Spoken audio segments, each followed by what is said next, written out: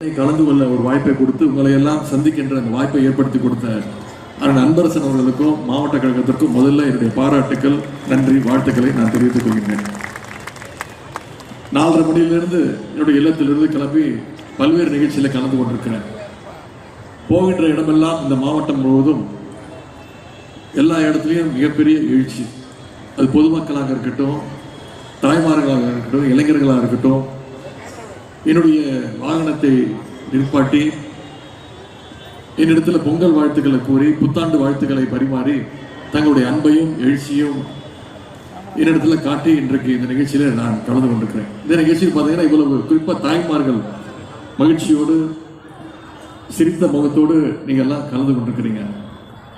பார்க்கும்பொழுது இந்த பொங்கலை இவ்வளவு சிறப்பாக நம்முடைய தலைவர் அவர்கள் இந்த திராவிட பொங்கலை இந்த வருடம் மிகச்சிறப்பாக கொண்டாட வேண்டும் என்று எங்களுக்கு கட்டளையிட்டு இன்றைக்கு இந்த காஞ்சிபுரம் மாவட்டத்தில் மட்டுமல்ல தமிழ்நாடு முழுக்க இன்றைக்கு இந்த பொங்கல் நிகழ்ச்சியை நம்முடைய மாவட்ட கழக செயலாளர்கள், சட்டமன்ற உறுப்பினர்கள்லாம் சிறப்பாக இன்றைக்கு கொண்டாடிட்டு இருக்கிறாங்க.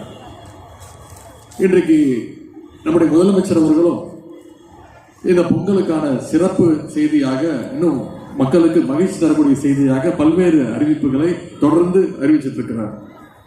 உதாரணத்திற்கு நேற்று முன்தினம் மாணவர்களுக்கு மீண்டும் இலவச கட்டணம் இல்லாத அந்த லேப்டாப் திட்டத்தை நம்முடைய முதலமைச்சர் அவர்கள் துவக்கி வச்சிருக்கிறாரு. இந்த வருஷம் மட்டும் 10 லட்சம் மாணவர்களுக்கு மீண்டும் லேப்டாப் திட்டத்தை துவக்கி வச்சிருக்கிறார் நம்முடைய முதலமைச்சர் அவர்கள்.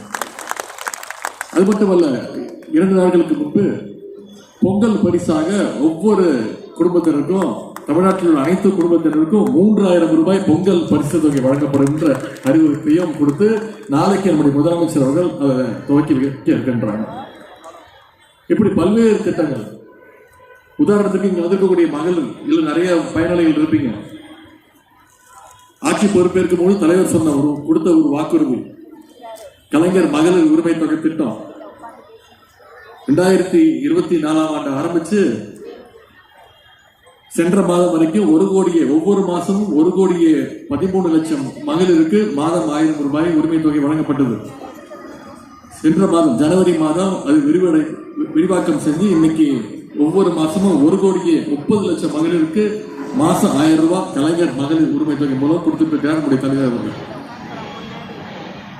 கட்சி சார்பாக இன்றைக்கு பொங்கல் நலத்திட்டங்கள் நடைபெற்றிருந்தாலும் மக்களோடு குடும்பமாக சேர்ந்து இன்னைக்கு பொங்கல் நம்ம கொண்டாடிட்டு இருந்தாலும் அரசின் சார்பாகவும் இன்னைக்கு பல்வேறு திட்டங்களை நம்முடைய அரசு முதலமைச்சர்கள் கொடுத்திருக்கிறார். ஆட்சி பொறுப்பேற்ற முதல் நாள் முதலமைச்சர் போட்ட முதல் கையெழுத்து மகளிருக்கு கட்டணமில்லா பேருந்து திட்டம், விடியல் பயண திட்டம். இந்த கட்டணமில்லா பேருந்து திட்டத்தின் மூலமா இன்னைக்கு ஒவ்வொரு மகளிரும் மாசம் 1000 ரூபாய் வரைக்கும் சேமிக்கின்றாங்க. இந்த 4.5 வருஷத்துல கலைஞர் விடியல் பயண திட்டத்தின் மூலமாக கிட்டத்தட்ட 950 கோடி பயணங்களை மகளிர் மேற்கொண்டிருக்கிறாங்க. 950 crore ட்ரிப்ஸ் அடிச்சிருக்கிறாங்க. இதுதான் ஒரு திட்டத்துடைய வெற்றி. அது மட்டும் இல்ல, குழந்தைங்க பள்ளிக்கூடத்திற்கு வர படிக்கணும்னு முதலமைச்சர் காலை உணவு திட்டம்.